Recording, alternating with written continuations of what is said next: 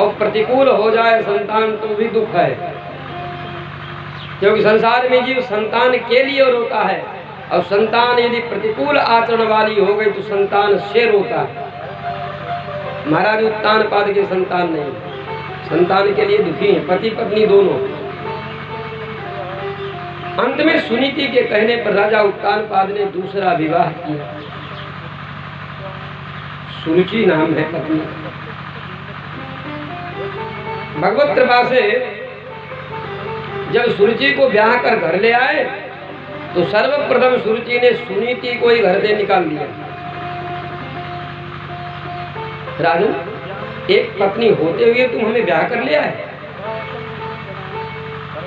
पहले आप इनको घर से बेघर करो, किनारे करो, ये घर में रहेंगे तो हम नहीं रहेंगे। अब राजा सुनीति की ओर देख रहे हैं, विवश है। सुनीति ने सहज में स्वीकार कर लिया कि आप घर में पधारिए और हम चले जाएंगे, हम नहीं रहेंगे। ये संसार में त्याग है और त्याग की ही प्रशंसा होती है। भरत ने त्याग किया, इसलिए भरत का महात्म्य बढ़ गया। सुनीति गृह त्याग करके मधुबन में चली गई, यमुना जी के किनारे संत महात्माओं के आश्रमों में अपना जीवन यापन करने लगी। यमुना स्नान करना, संतों का दर्शन करना, भगवान की कथा सुनना, धीरे धीरे उसके जीवन में जो पाप थे वो क्षय होने लगे। दैव योग से एक दिन महाराज उत्तानपाद शिकार करने के लिए गए। जब उधर पाप क्षय हुआ ना, संतान न होने में कई कारण होते हैं। पति के जीवन में संतानहीनता लिखी है, ये भी हो सकता है कि पत्नी के जीवन में संतानहीनता लिखी हो, ये भी हो सकता है कि ससुराल में पिता के पक्ष से कोई ऐसा कारण हो जिसके कारण संतान न हो रही हो, ये भी हो सकता है कि कन्या के मायके पक्ष में कोई ऐसा कारण बन गया हो जिसके कारण संतान न हो। पितरों का कारण हो सकता है कि पितर यदि रुष्ट होंगे तो भी संतान नहीं होगी, ये वर पक्ष से भी हो सकता है, कन्या पक्ष से भी हो सकता है। ये भी हो सकता है कि रजस्वला स्त्री के विवाह के पूर्व यदि मंगलवार और रविवार के दिन उसके रक्त से भीगे हुए वस्त्र, रजोधर्म से भीगे हुए रक्त के वस्त्र अगर कोई जला दिए गए तो भी संतानहीनता का कारण बन सकता है। तो इसलिए बड़ी सावधानियां बरती जाती हैं। जीवन में संतान पाने के लिए बहुत कठोर नियम संयम की आवश्यकता होती है। दैव की कृपा हुई उत्तानपाद जी का जब संतों के आश्रम में प्रवेश हुआ तो संतों ने बड़ा स्वागत किया, राजन पधारिए। और उसी आश्रम में सुनीति भी रह रही। सुनीति कुटिया से बाहर निकली, क्योंकि सब जो महात्माओं की पत्नियां हैं, बच्चे हैं, वो राजा के पास आए तो वो भी आई। और पत्नी ने पति को देखा, पति ने पत्नी को देखा, तो एक शिष्टाचार है। सुनीति ने बढ़कर के अपने पति के चरणों को स्पर्श किया। राजा प्रसन्न हो गए, भगवत कृपा हुई। उसी रात्रि में सुनीति गर्भवती हो गई। संतों का दर्शन, यमुना का स्नान, भगवान की मंगलमयी कथा, ये तीनों तो पाप क्षय करने वाले हैं। वल्लभाचार्य जी महाराज ने यमुनाष्टकम लिखा यमुना जी के महात्म्य के लिए। नमामि यमुने महं सकल सिद्धि हेतु मुगाम, मुरारी पद पंकज स्फुरद मंदरेणु तटाम, तटस्थनव कानना प्रगट मोद पुष्पाम्बुना। अगले पद में फिर महाराज वल्लभाचार्य जी कहते हैं, न जातु यम यातना भवति ते पय पानतः, यमोपि भगिनी सुतान कथम हन्ति दुष्टानपि। हे यमराज जी की बहन, आपका जलपान करने मात्र से यमराज के घर में जाना नहीं पड़ता है। कथम हंत दुष्टान अपी, ये जो काम क्रोध लोभ जो शत्रु है प्रबल जीव के, जो नरक ले जाते हैं, आप इनको मार क्यों नहीं डालते? और आपका जो दुग्ध रूपी जल है, इसका पान करने से फिर यमपुरी नहीं जाना पड़ता। इसीलिए यमदूतिया जो पड़ती है ना, जिसको हम लोग भैया दूज कहते हैं, यमुना जी में विश्राम घाट पर भाई बहन जब गांठ जोड़ करके स्नान करते हैं तो उनको यमपुरी जाना नहीं पड़ता।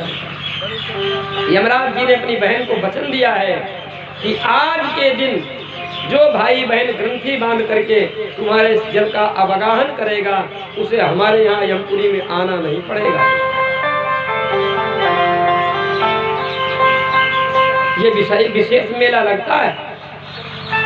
यम द्वितीया के दिन इतना विशिष्ट पर्व मनाया जाता है, एक दो नहीं, करोड़ों की संख्या में भाई बहन जाकर गांठ जोड़कर विश्राम घाट पे स्नान करते हैं।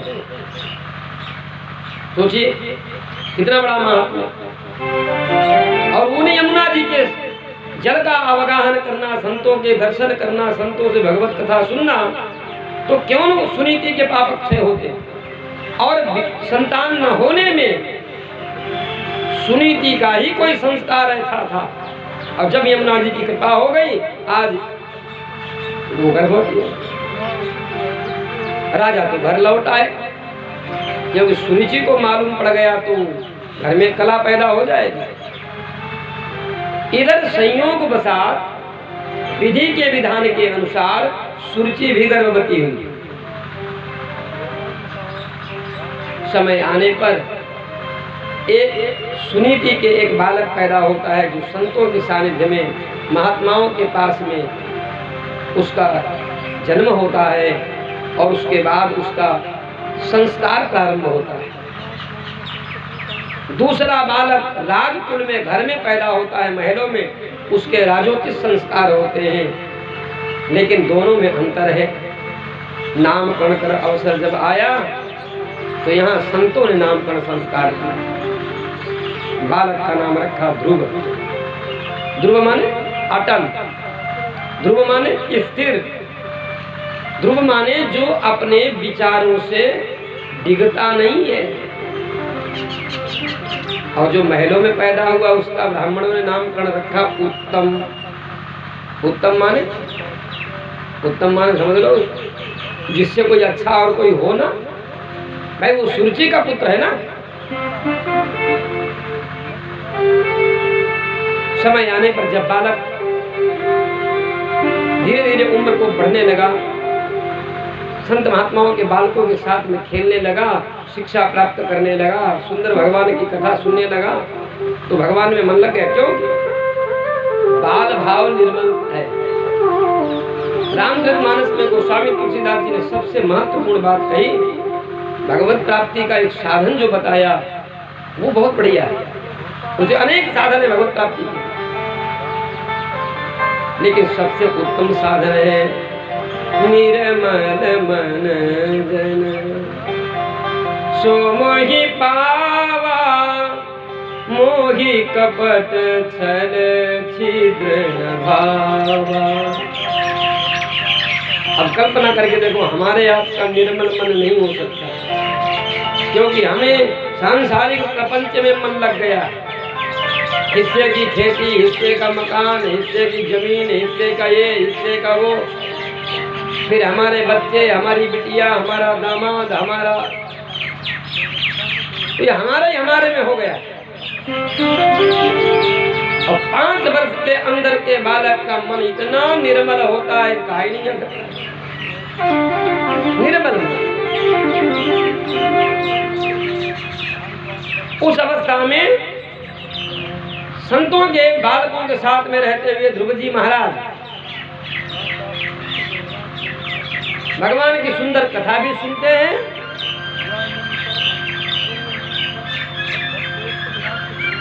संतों का दर्शन भी करते हैं, और नित्य यमुना में स्नान आदि भी कर रहे हैं।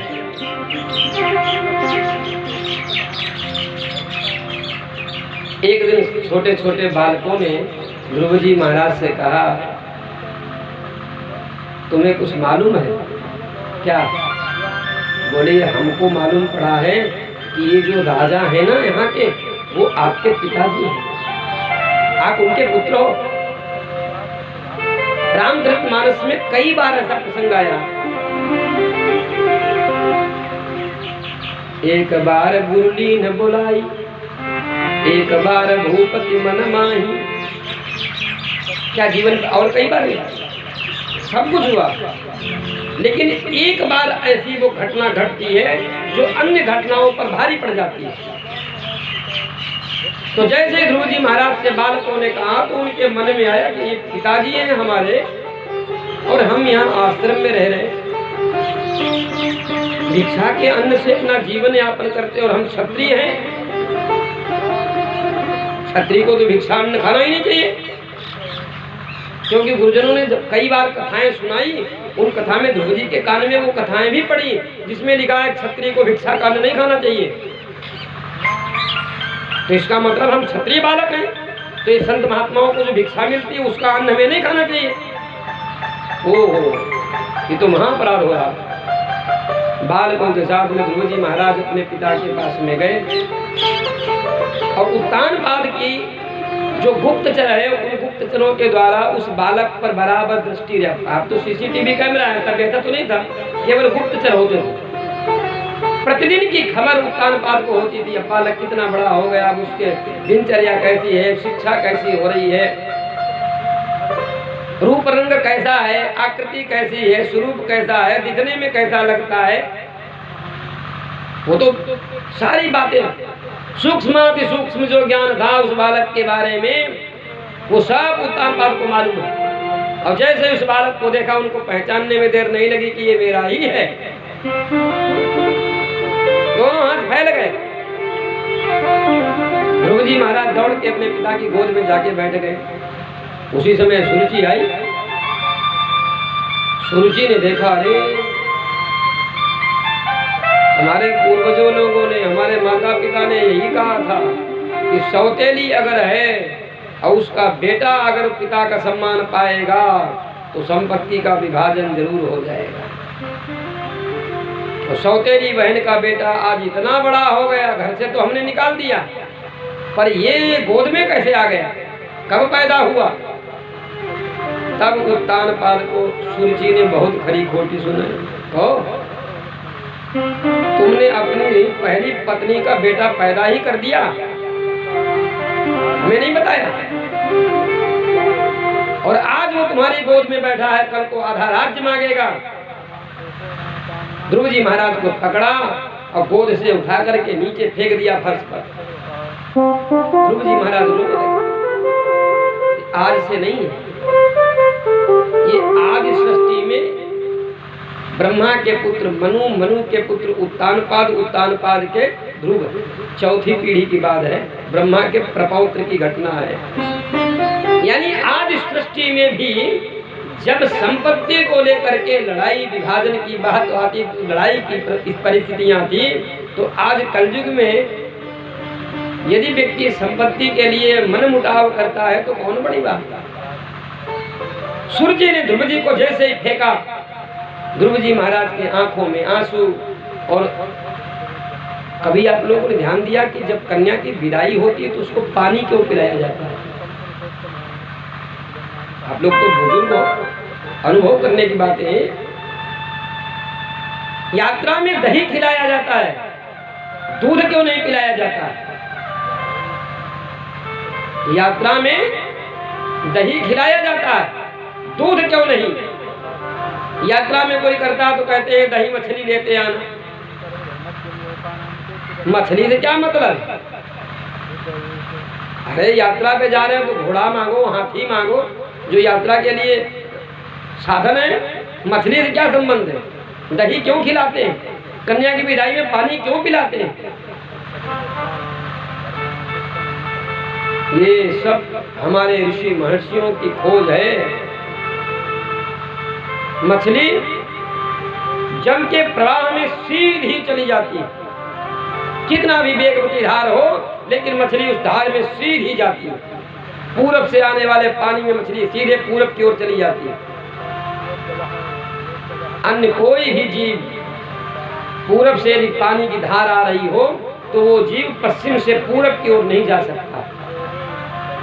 केवल एक मछली ऐसी है जो पूरब से आने वाली धार में पश्चिम से वो पूरब की ओर धार में सीधी चली जाएगी। ये इकलौती गति उसी में है। यानी किसी भी परिस्थिति में आप यात्रा पे जा रहे हो तो कोई भी परिस्थिति आ जाए, आप जो यहाँ से संकल्प करके चले हो हमें जहाँ जाना है उसके बीच में कोई भी व्यवधान आए, आप पहले वहां पहुंचना, अपने गंतव्य को मत भूलना। दही क्यों खिलाते, दूध पिला देते। दूध तो पौष्टिक पदार्थ माना गया आयुर्वेद में, लेकिन दही पेट को बांधता है और दूध से पेट साफ होता है। यद्यपि दूध शक्तिशाली है, दूध के पीने से शरीर में तत्काल शक्ति आती है, शीघ्र शक्ति करत पया, लेकिन यात्रा के समय यदि आप गर्मा गर्म दूध पी के चल दिए और रास्ते में आपको शौच आ गई तो क्या करोगे? इसलिए दही खा के चलते हैं, क्योंकि दही खा के चलने से शौच नहीं आई, वो पेट को बांधता है। कन्या की विदाई में कन्या को पानी क्यों पिलाते हैं? कभी किसी को रोते समय जो सिसकियां आती ना, रोते समय जो सिसकियां आती, आपने ध्यान दिया हो कन्या की विदाई के समय जब उसको पानी पिलाया जाता है तो सिसकियां बंद हो जाती है। रोने से हृदय में जो गर्मी पैदा होती है, जिसके कारण ऑक्सीजन की कमी पड़ने लगती है, ऑक्सीजन की कमी पड़ने लगती है, जिसके कारण सांस रुकने लगती है, इसीलिए सिसकियां आती हैं। ठंडा पानी पिला दिया जाता है तो सिसकियां, लेकिन ध्रुव जी को यहाँ पानी कोई पिलाने वाला नहीं। दीर्घं ससन्ति ब्रजिनस्य पारम अपश्यति बालकमाहबाल मां मंगलम तात परेषु संस्थां भूते जनो यत् पर दुख दस्ततः। गुरुजी महाराज लंबी लंबी सांस लेकर के सिसकियां भरते हुए रोने लगे, पर न तो उनको कोई जल देने वाला है, न उनको कोई सांत्वना देने वाला। महात्माओं के छोटे छोटे बालक, कोई 4.5 वर्ष का, कोई 5.5 वर्ष का, कोई 6 वर्ष का, ध्रुव जी के साथ में आए थे, वो एकदम ध्रुव जी के पास में आ गए। भैया चलो चलो। उधर उत्तानपाद मौन हो गए। शास्त्र कहता है व्यक्ति जब सच्चा निर्णय नहीं ले पाता है, जिसकी निर्णयात्मिका बुद्धि सही नहीं होती, तो निश्चित ही कुछ अद्भुत होता है, या तो अच्छा या कुछ गलत, या अच्छा या कुछ गलत। लेकिन यहाँ तो ध्रुव जी के लिए अच्छा ही हुआ, महात्मा के बालक ले गए। ध्रुव जी महाराज रोते रोते अपनी मैया के पास गए और सभी महात्माओं की कुटिया में महात्माओं को खबर मिल गई कि आज ध्रुव जी अपने पिता के पास गए और 5 वर्ष का बालक वो अपमानित होकर लौट आया, अपमानित होकर लौट आया। लेकिन ये बालक जानते हो कौन था? ध्रुव था, कोई साधारण बालक नहीं था।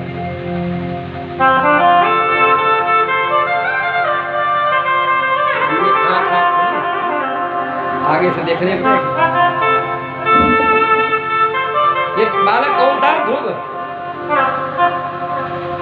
यानी संकल्प किया तो उस पर अटल।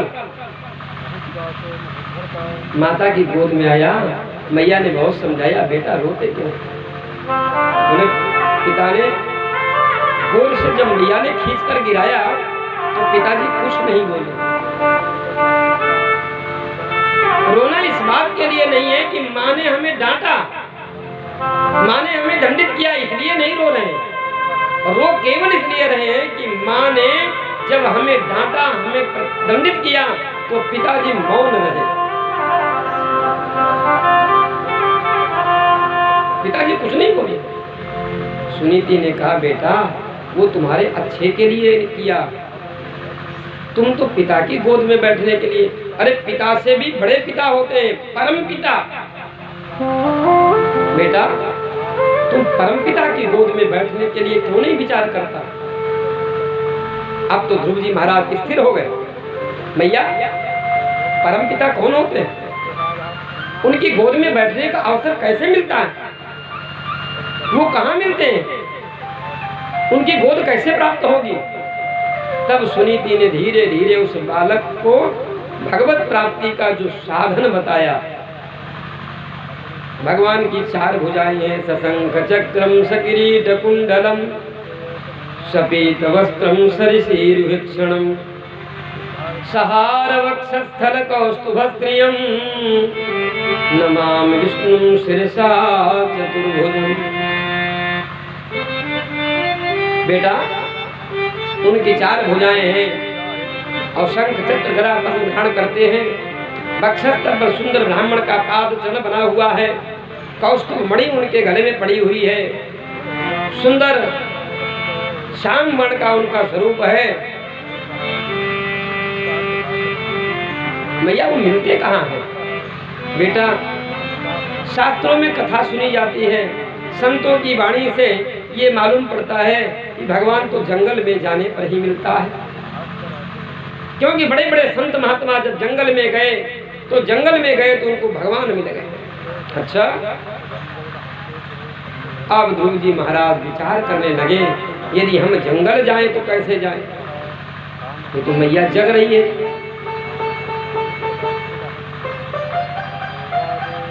रात्रि का इंतजार करने लगे।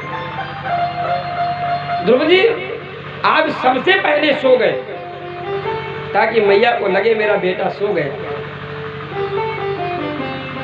और ध्रुव जी महाराज रात्रि में सबसे पहले सो गए तो मैया भी अन्य कार्यों में लग गई और समस्त कार्यों से निवृत्त होकर के वो भी शयन करने के लिए गई।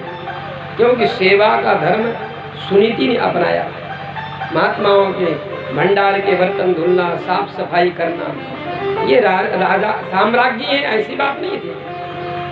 बड़प्पन में अहंकार होता है और अभिमान रहित व्यक्ति ही भगवान को प्यारा होता है। सुनीति सेवा करती है और महात्माओं की सेवा करने के बाद जब समय मिला तो विश्राम कक्ष में गई, सो गई। ध्रुव जी महाराज ने देखा कि मैया सो गई है। 1-2 बार आवाज लगाई तो मैया सो रही है। बस धीरे से कुटिया के बाहर निकले,